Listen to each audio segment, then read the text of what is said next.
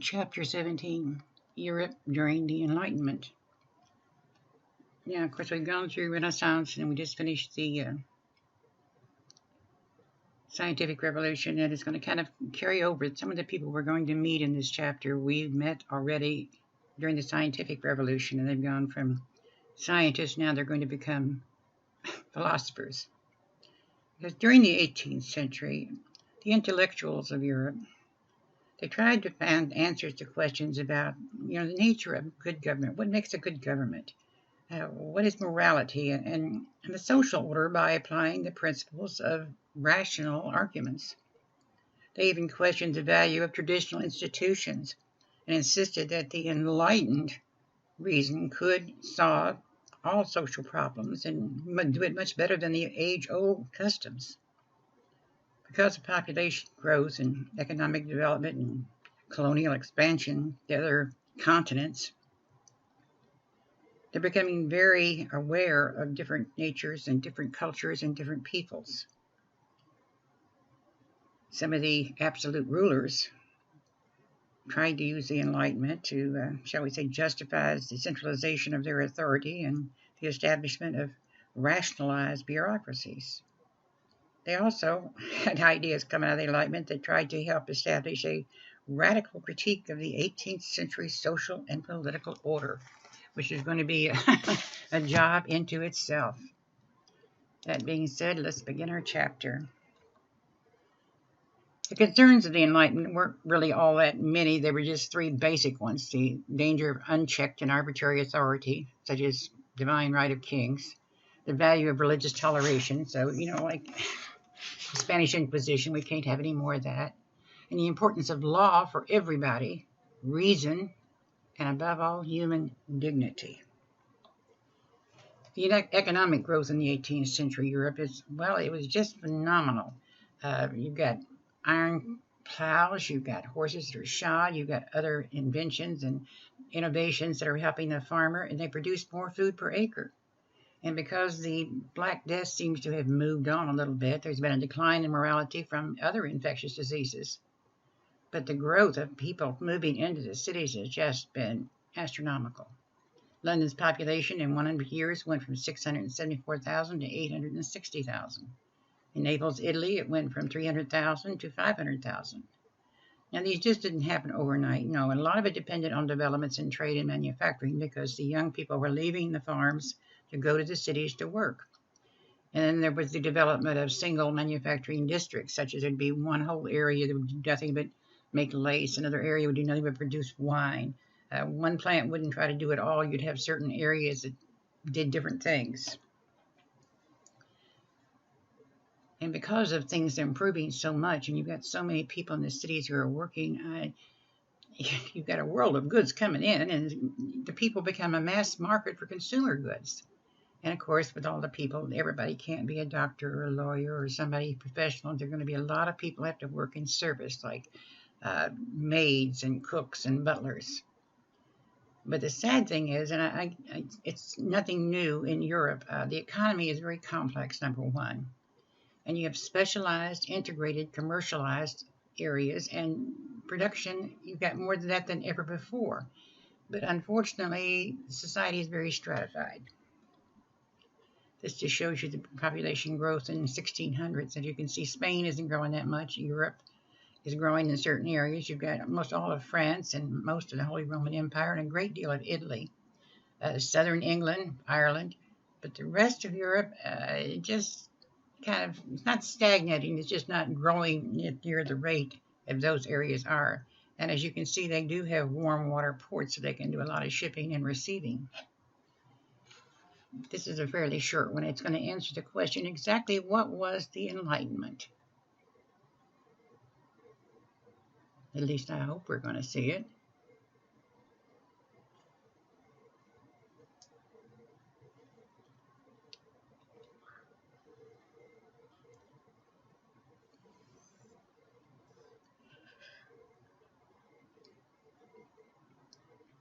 It's a rather short one. I think it's about a minute and 12 seconds or something, really short. But he explains very, I think, cutely. Is cutely a word?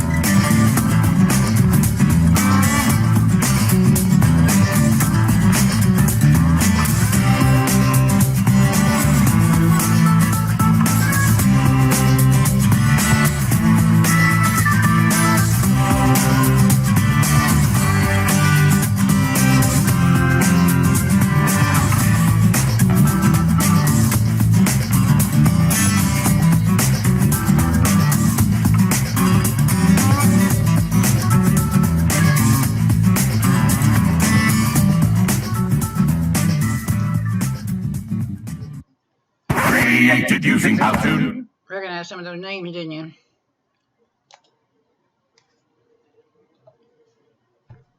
They call this an 18th century phenomenon. And the basic characteristics was the power of human reason, because people are starting to think and have self-confidence. Newtonian methods had wide application, and David Hume wrote a treatise of human nature. Mr. Kant wrote Dare to Know. And these were reasons, and reasons needed autonomy and freedom. To have reason, you have to have autonomy to gain freedom. The enlightened thinkers tried to organize all knowledge, such as a scientific method, and they began to collect evidence on the rise and fall of other nations in the past, like Rome. They began to compare government constitutions, the Constitution of France, the Constitution of England, the Constitution of other countries. This culture of Enlightenment thinkers was international. It wasn't just restricted to Europe or France or England. And despite stiff resistance, the Enlightenment flourished across Central and Southern Europe, not Northern Europe. That's going to come later. Central and Southern Europe, and actually Northern Italy. The philosophy. We call them philosophers. The French call them philosophy. They're free thinkers, unhampered by the constraints of religion or dogma in any form. Voltaire, born Francois-Marie Arnault, was a personification of the Enlightenment. A little bit about his life. He was educated by a group called the Jesuits, which was one of the most strict religious organizations. They're very one-minded. If you were educated by them, you got a really good education. And Mr. Voltaire even spent some time in the Bastille, which was the French prison, for libel. It was so bad they even actually kicked him out of the country, and he had to go live in England for a while.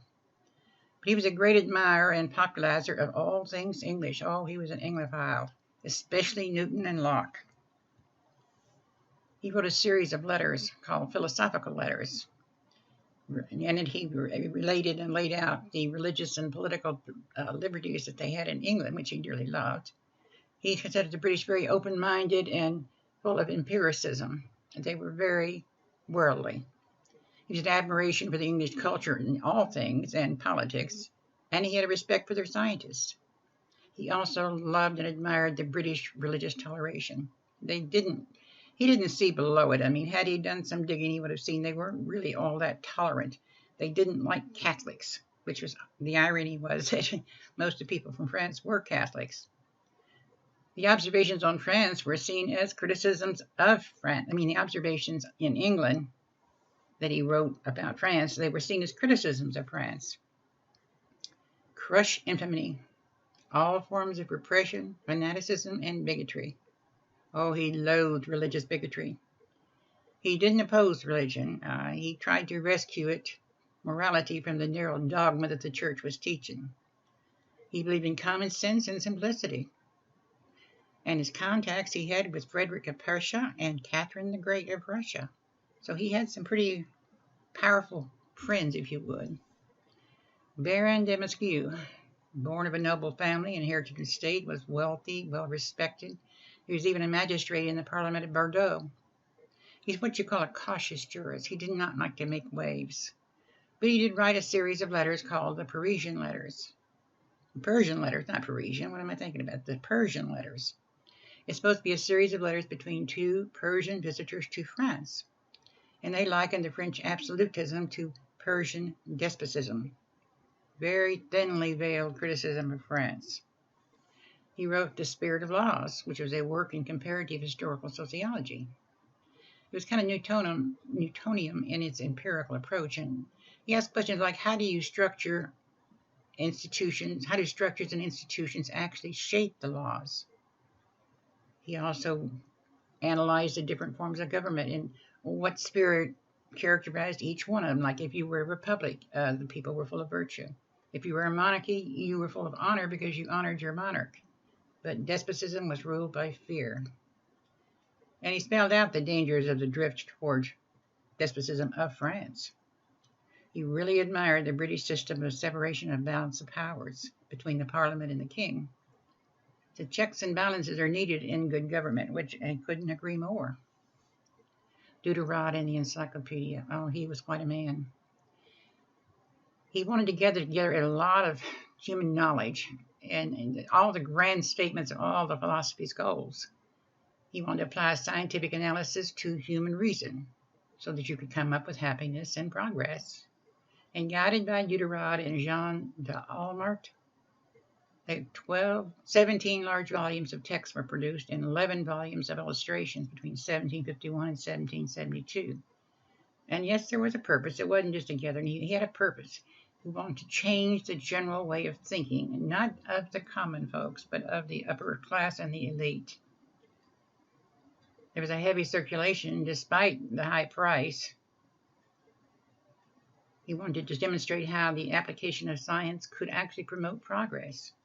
But the government revoked permission to publish for trying to propagate materialism. So even though it went to kind of the underworld. But the major themes of the Enlightenment thought were, one of the things was law and punishment. And a man called Caesar Beccaria wrote On Crimes and Punishment. And in it, the general themes were about arbitrary power, human reason, and human dignity, or the lack of human dignity, I should say. He attacked the view that punishment represented society's vengeance on the criminal. So the legitimate rationale for punishment was to maintain social order and prevent other crimes. And he was very much opposed to torture and the death penalty. He wanted to end religious warfare and the persecution of heretics and religious minorities like you did in the Spanish Inquisition. Actually, most of the philosophies were not atheists. They were materialists, or as I like to say, they were deists. They believed in God as the creator, God as a divine clockmaker. But they believed that God created the heavens and the earth, and just kind of went to his little apartment, if you would, and sat there. He's watching us. He knows what's going on, but he doesn't really get involved in daily affairs. Most philosophies view Judaism and Islam as being a backward religion. Gotthard Lensing was on the opposite side. Now, he treated Jews sympathetically. He wrote a play called Nathan the Wise, where the protagonist was Jewish. He said there's 3 great monotheistic religions, and all 3 are versions of the same truth, and you will find similarities between all of them. A man named Moses Mendelssohn, he took up the question of Jewish identity, and he wrote On the Religious Authority of Judaism, in which he defended Jewish communities against anti-Semitic policies. This is Lansing and Mendelssohn having a discussion. Looks like they've been playing chess in the background, too. There's new states being built, there's empires growing, and economic issues in all these areas are becoming very important. The French physiocrats, they believed that mercantilist policies were misguided, that real wealth came from the land and agricultural production, and they also advocated a very simplified tax system. Laissez-faire is a French word, and basically it's been translated as government hands-off. Wealth and goods to be circulated without government interference. In other words, no rules and regulations by the government. And this was first proposed by a Scottish economist named Adam Smith. He wrote the book, The Inquiry into the Nature and Causes of the Wealth of Nations, but most all of us know it just as The Wealth of Nations. In it, he disagreed with the certainty of agriculture. He said the central issue was the productivity of human labor. Mercantile restrictions did not create real economic health. He said it would be the invisible hand of the marketplace. In other words, pretty much what the market will bear, supply and demand type thing. Rational individuals should pursue their interests rationally and follow the obvious and simple system of natural liberty. In other words, we don't mind you making a profit when you make a loaf of bread and you sell it to me for $2 and it costs you $1 to make it and you've made $1 profit. We don't mind that. But when you spend $1 making it and you want $10 for it, that is when the invisible hand of the public is going to come down on you and nobody will buy your bread. The colonies were very important because the New World was full of natural humanity and simplicity. It seemed like these people here were just babies. But the slave trade and humanitarianism and individual rights and natural law are going to get all tangled up and not really mean a lot. Abbé Guillaume Thomas Francois Royal wrote the philosophical history of Europeans in the 2 Indies. It was a total history of colonization, the natural history of the area, exploration and commerce, And he said industry and trade brought improvement and progress, but at a cost. Of course, he condemned the Spanish for working the Mexicans in Mexico and the Indians in Peru. He condemned the Portuguese for doing what they did in Brazil and the English for their colonies and slaves in North America. Here again, a good government requires checks and balances, but there weren't any. In the New World, the Europeans had total unlimited power. But what about the slave trade? It hit its peak in the 18th century. And for Ninel and Diderot, slavery defied natural law and natural freedom. Both people were hesitant to criticize the slave trade. Condemnation of slavery in a metaphysical sense, if you would. Slavery was a violation of self-government, but few philosophes advocated the total abolition of slavery. They deplored slavery, but they're not calling for abolition. They often defended slavery as connected to property rights because property rights was seen the key to civilization in the New World as well as the Old. Yet they had a belief in environmental determinism. Humanitarian anti-slavery movements began to emerge out in the open in the 1760s, both in Europe and the United States. So what about all this new land we've been discovering? Well, we got to map it and see what's going on. So we send out scientific missions to the Pacific. Louis Antoine de Bougainville, who was sent by the French government to the South Pacific in 1767, looking for a new route to China and, of course, new spices, and he ran into Tahiti. Well, maybe ran into Tahiti is the wrong thing to say. He discovered Tahiti. He found Tahiti. Captain James Cook made 2 trips to the South Pacific. He charted the coasts of New Zealand, New Holland, New Hebrides, and Hawaii. He explored the Antarctic continent and the Bering Sea and the Arctic Ocean. Of course, these accounts were all written and also, they were turned into their governments, of course, as an official report, but then they were written about and people read about them. Large accounts, large audiences were eager for such information to learn about new people and new customs and new food. The people of the 18th century or the 1700s were fascinated by the stories of these new cultures. And Diderot wrote a supplemental voyage to Bougainville, in which he said Tahitians were the original human beings. They were humanity in its natural state. They were uninhibited sexually and freedom from religious dogma. There was simplicity versus the over-civilized Europeans, that they were just wonderful little people. Alexander von Humboldt, he spent 5 years in Spanish America, and he wrote the personal narrative of his travels. But he's leaning toward Darwin and evolutionary change. But new knowledge begins slow change from the Eurocentric view of the world. From Eurocentric simply means everything is viewed from the point of if you are a European. If you were Russia, it'd be the Russia-centric. American-centric. It's just that everything is focused. It's all the Europeans are doing discovering, Europeans doing this, Europeans doing that.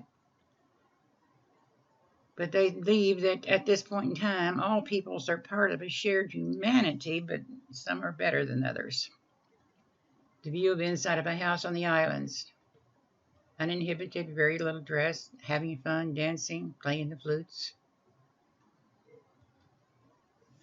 So just exactly how revolutionary was the Enlightenment? Well, the world of Jean-Jacques Rousseau enters into it between 1712 and 1778. He quarreled with and contradicted the other philosophes. He didn't always get along with his fellow men. He attacked privilege and believed in the goodness of humanity. He introduced the notion of sensibility, which was supposed to be a cult of feeling. Show your feelings. And I can understand this because when I was raised in the South by a very Southern grandmother. I stayed with my grandmother for many years. And she was always trying to, as we used to say, make a silk purse out of a sow's ear, because I really was not, well, I was not silk purse material. And one of the things that she kept hammering at me was a young lady never shows her feeling in public. She always is very placid and very pleasant, but she doesn't show anger. She doesn't show sorrow. She's just very pleasant and dull. So this cult of feeling wanted you to show some of your feelings. And he began to speak of the chance of popular sovereignty and democracy. He was the most utopian of all the philosophes. He wrote something called a social contract. Said man was born free and everywhere he is in chains. He wanted to know about the origins of government. He wanted to know about the legitimacy of government. What about social inequality and private property? Legitimate authority arises from the people alone, he believed. So sovereignty should not be divided among different branches of the government. Exercising sovereignty transforms the nation, and the national community will be united by the general will of the people. Citizens bound by mutual obligation rather than coercive laws. Citizens' common interests represented in the whole. Well, it sounds good, doesn't it? It sounds a little bit like socialism. Rousseau, wrote Emily, story of a young boy educated in the school of nature. Children should not be forced to reason early in life. The aim was moral autonomy and good citizenship. But women were useful only as mothers and wives only. Natural is better, simpler, and uncorrupted. Women used as mothers and wives only. Oh, I think you call that a male chauvinist. Oink oink. He also wrote a book, Julie ou la Nouvelle Heloise. 70 editions in 30 years was printed. It told all about domestic and maternal virtues and that humans rule by their heads as much as their hearts. The middle class and aristocratic sensibility of this should have been spontaneous feelings. Excuse me. The Enlightenment and gender, well, education is key to social progress, but education for all? Were men and women different? Now, were gender differences natural, or were they socially created? This is not one of his questions. It's one of our author's questions.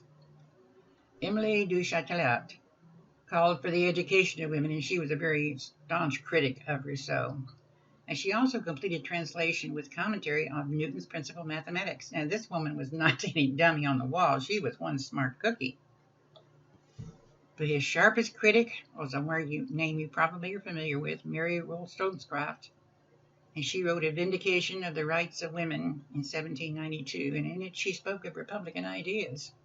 She spoke against the inequality and artificial distinctions of rank in society. She spoke against inequality and artificial, it's got it there twice, don't I? Okay. Distinctions of rank, birth, and wealth. And so society ought to seek the perfection of our nature and capability of happiness. That women had the same innate capacity for reason and self-government as men. Oh, my goodness. Says virtues the same for men and women. Relations between the sexes ought to be based on equality. Man, she's looking for a fight, isn't she? This is back in the 1790s, folks. Back when women were still considered chattel. I went the wrong way, I'm sorry. She also wrote about the family, and she said that the legal inequalities of marriage law were unreasonable. And it's true, because once a woman married, everything that she brought to the marriage became automatically her husband's. If there should be a divorce, her husband would automatically get custody of the children, and she couldn't even get the divorce. He could get a divorce, but she couldn't. Women had no rights whatsoever. The women they were taught to be dependent and seductive in order to win husbands. And the ones that went on to what we used to call finishing schools, they were taught how to play the piano and ride side saddle and read poetry to be a good wife. Since education has to promote liberty and self-reliance in the common humanity of men and women, where the natural division of labor between men and women is the same. And she even hinted that women might have some political rights. Ooh. While all this is going on, how is the information spread? Well, one way is through the book trade. There's an expansion of printing and print culture and an international and clandestine book trade. I love that, clandestine book trade. Because some books would be banned by the church, or you couldn't get them somewhere. You could get them to the underground. And there's a growth of daily newspapers, and the British press was relatively free of restrictions. Well, it wasn't that way in France and Germany. Censorship only made the books more expensive and more desired. The philosophical books were looked on as being subversive literature of all kinds. There was an 18th century literary underground. I love that. I think that's cool, kind of like a black market of books. So we got networks of readers now and new forms of sociability and discussion. Now, the elite or high culture was small, but it was very cosmopolitan. So they joined together members of the nobility and wealthy members of the middle classes. So you start having these what we call learned societies, like the American Philosophical Society in Philadelphia, started by our old friend Ben Franklin. There was a select society of Edinburgh, and there was organized intellectual life outside of the universities. And they provided libraries as meeting places for discussion and published journals. But the elites also met in the academies, such as the Royal Society of London, the French Academy of Literature, and the Berlin Royal Academy, and they began to foster a sense of common purpose and seriousness. But this was the elite. This is not, like I said, this is not the common folk like you and me. There was something called salons. They were organized by well-connected and very learned aristocratic women. Now, like I said, women didn't have any rights, but a lot of times they had homes that they had inherited from their husbands or who was deceased. And sometimes they were wealthy enough to buy their own home.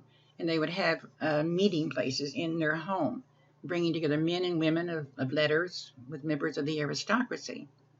And they were located in all the major cities in Europe, both in France and in England and in Germany and Spain. Well, not so much in Spain, but the United States had them. They were still going strong up into the 20th century in the United States. Of course, there were other societies like the Masonic lodges, and there were secret societies with elaborate rituals, where you had to be blindfolded and drink blood and all that kind of stuff. They were egalitarian. They pledged themselves to rational thought in all human affairs. And of course, there were coffee houses for the lower middle class and aided the circulation of new ideas. The public sphere and public opinion, the ability to think and criticize freely, it has an effect on politics. It's moving politics beyond the court, in other words, the royal court. You're reading in the salon of Madame Girlfriend. She was one of the first ones. Shopkeepers, small merchants, lawyers, and professionals, and they're a kind of a different reading public, and they're not reading the same things that our upper class intellectuals are reading. But they bought and borrowed books. But a lot of your new writings were targeted at middle class women, and they were novels. They popularized Enlightenment treatises on education and the mind, but the novel, Pamela and Clarice, written by Samuel Richardson, Moll Flanders and Robinson Crusoe, who I've even read, you may have yourself, Daniel Defoe, Tom Jones, written by Henry Fielding, and of course Pride and Prejudice, which is on our TV shows right now, and Emma, written by Jane Austen. Now these are really targeting more toward women, to assure them that they have feelings, they have sensibilities, and they can be a person. But your literacy really varied by gender, class, and location.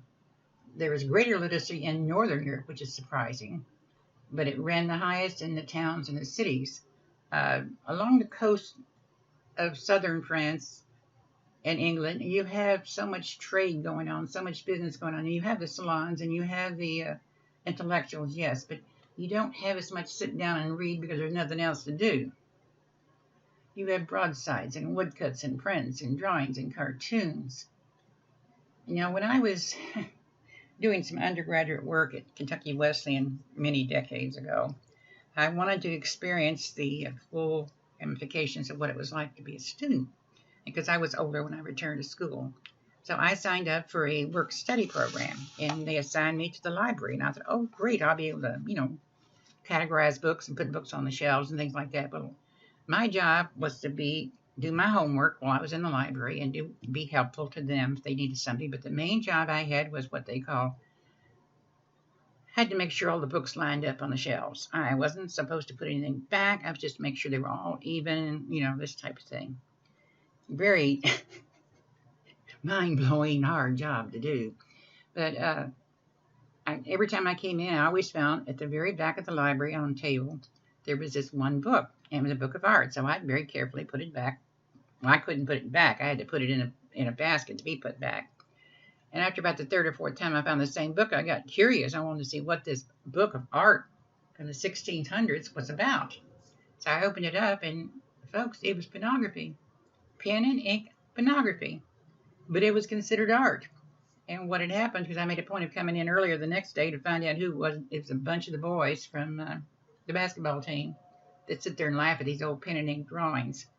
And I complained. I said, we've got pornography in our library. We can't have this. And they said, no, this is considered art. Because it wasn't an actual painting or drawing of an actual person. It was, well, anyway, it was. So you've got a lot of things that are different. You've got all these different things that are trying to attract different areas of people, such as the drawings and the cartoons. But there was an availability of new reading material every time you turned around. And the biggest problem was education is kind of what they say, I like the word here, haphazard.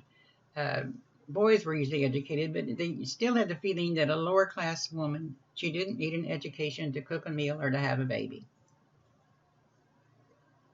Networks of sociability. There was guild organizations that offered discussion groups and companionship. But then again, everybody didn't belong to a guild to become a master carpenter or a master planner or a master sewer. And then, of course, there was the street theaters and the singers. And there was fun, especially during market days and village festivals. And you've got the oral traditions and the literate cultures. They start to overlap, especially in the rural areas, not in the cities. So the philosophies and popular culture, well, the Enlightenment was an urban phenomenon. You look at the popular culture of common people with distrust and ignorance. I repeat that. It looked at popular culture of common people with distrust and ignorance. And even though we had a growing upper class and slowly enlarging middle class, we still had an awful lot of the lower class, the common folk.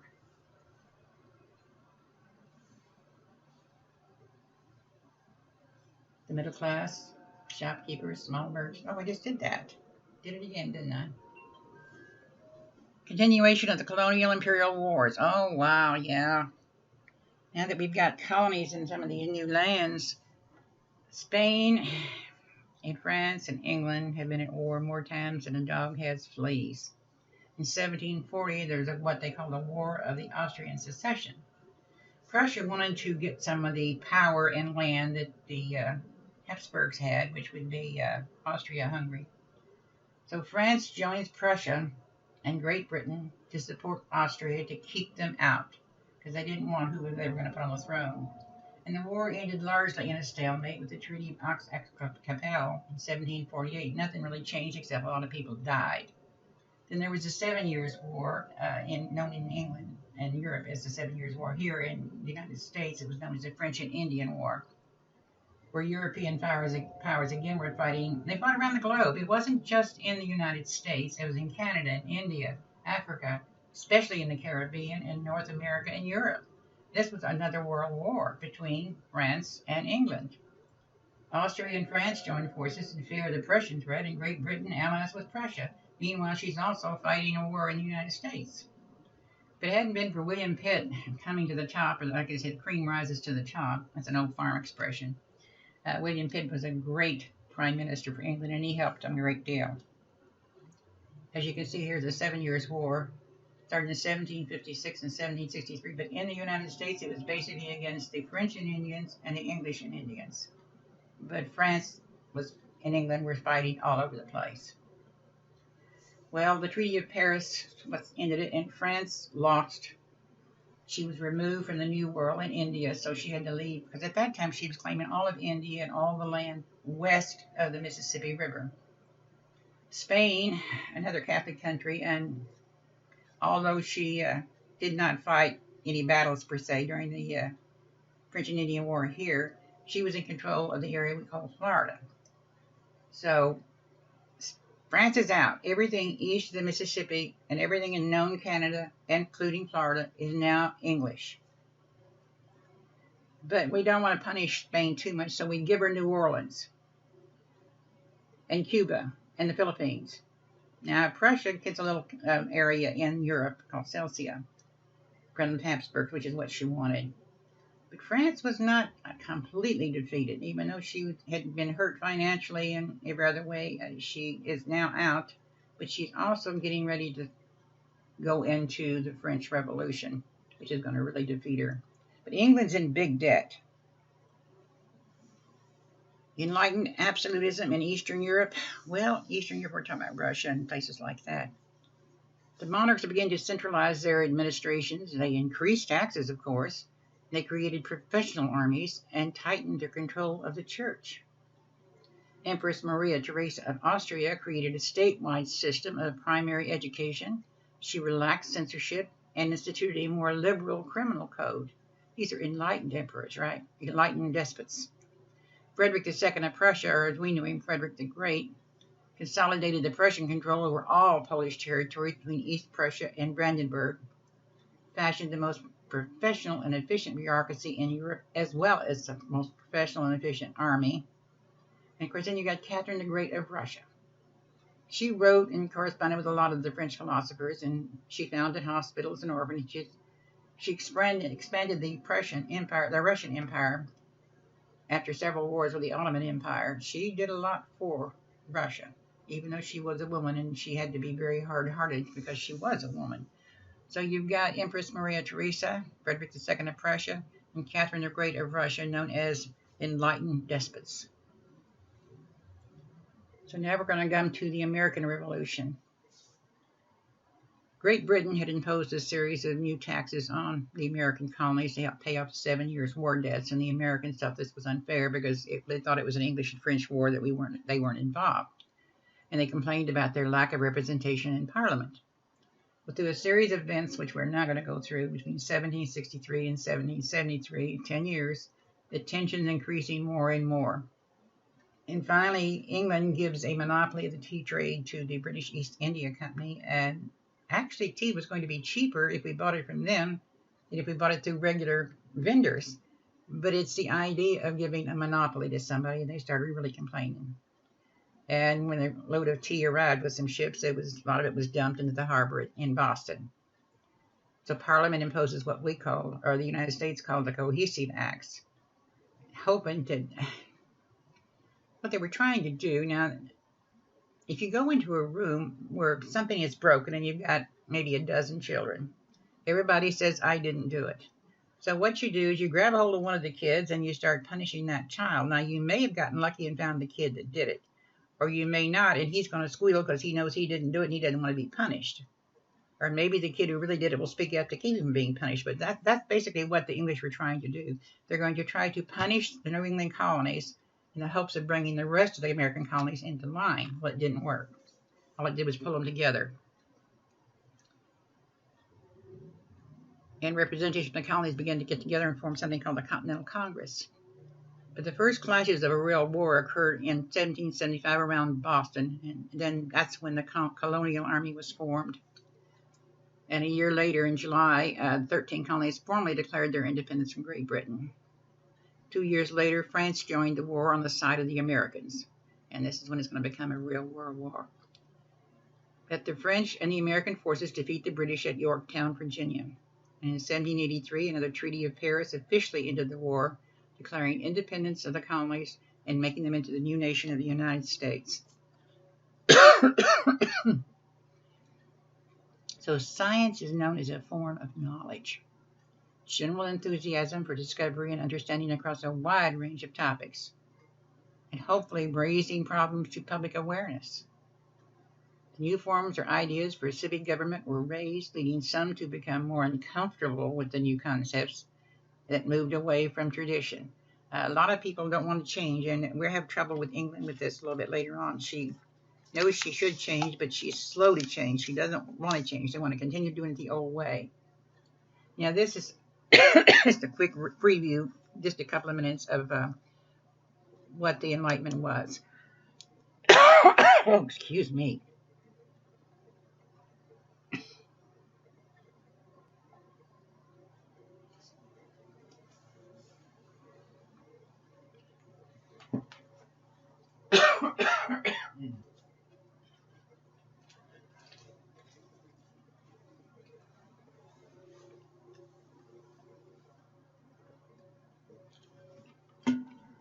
I'll be darned, that's quicker than I thought it would be.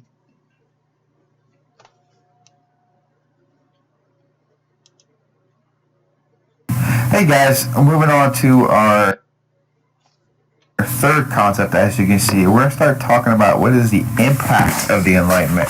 We just got done talking about what the Enlightenment is, what the who the people are, and the scientific ideas that were going on during the Enlightenment. Now we're going to look at the impact this Enlightenment idea has on society and culture. And as you can see, that is the essential question for this video.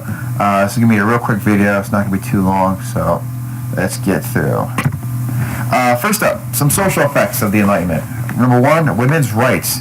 As you saw in the previous video with the philosophers, there were several women philosophers that were making noise during the Enlightenment and broadcasting these ideas that women should be treated equally to men. Real quick, women who argued for equality were ridiculed and condemned. And philosophies believed natural rights of women extended only to the home and family. So women had rights in their own house and amongst their own family, but when it came to society and anything outside of the family life, they would have to be seen as subordinate. They would not get that equal treatment that they would in their own house. As you'll see, there's a growth of reading, mainly coming from the printing press. Literacy rates increased throughout the 1700s. This creates demand for reading materials, increases in number of books published, and development of magazines and newspapers that we know of today will get their start at this point. And here is a literacy rate amongst males between a 200-year period, 1600 and 1800. As you can see, in France, 1/6 of the population actually knew how to read in 1600. Fast forward 200 years later, that number increases to 2/3, or about 66%. Same kind of jump, a little bit less of a jump for literacy rates for males in England and the 200-year span. It jumps from 1/4 to 1/2, so about 25%, which is still is not insignificant. Salons. These are the areas where the philosophies will be doing most of their talking. Because remember, that is the one thing that they like to do, is they like to hear themselves talk. This is an organized opportunity for philosophers, writers, and artists to interact with one another. This helps to facilitate the spread of Enlightenment ideas. It is because of this talking that people start getting exposed to these new ideas, and then they start talking to other people, and these ideas to spread outward. Wealthy women host gatherings in their urban homes.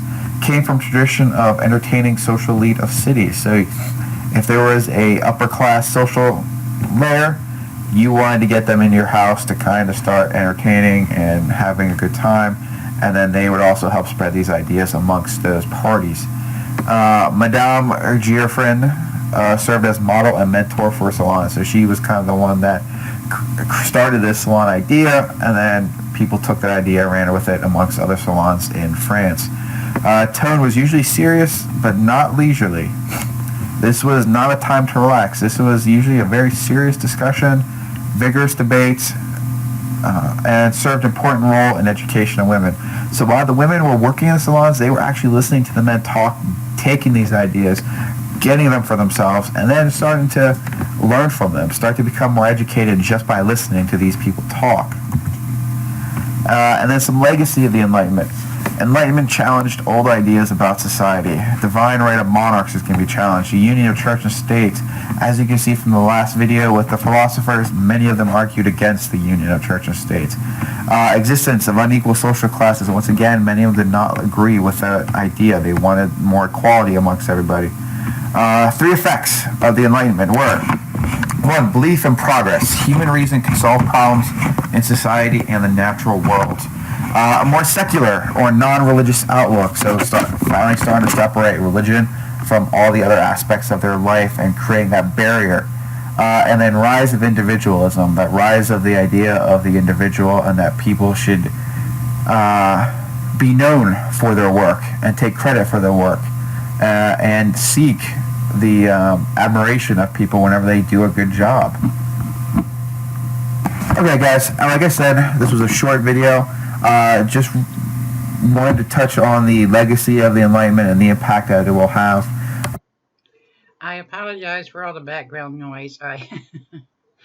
But it was just the simplicity of the legacy and the goals was just something I couldn't pass up. I will remind you, I hope that you had your word list all out and were filling it in. Although I did a different type this time. I didn't give you just the word. I gave you the words as well as the meaning. But you can use it also to take notes or use your outline. Whatever you do, you need to take notes. And you also need to read the chapters. Again, after this particular segment, chapter 17, there is another 10-point quiz over the chapter. You've got 30 minutes to do it from the time you enter. It's important that you keep up on these quizzes. Like I say, maybe you think 10 points isn't that big a deal, but sometimes 10 or 20 points can make a difference between an A or a B. So you need to keep up. It's very simple. And I know that doing 2 chapters a week is going to be uncomfortable, but if you were in class, we would have to cover a chapter for each class that you were in class. So basically it comes down to the same, but this way you can spread it out a little bit more than having to sit for 2.5 hours and do it. That being said, I think we do in chapter 18, the French Revolution, I believe it is. Let me check real quick to see. Okie dokie, I got my book here. 16, 17, 18 is the French Revolution. Oh yeah, that's a fun one. And it's a little bit longer. So thank you very much. Oh, go the wrong way every darn time, don't I? I'm very sorry. I apologize.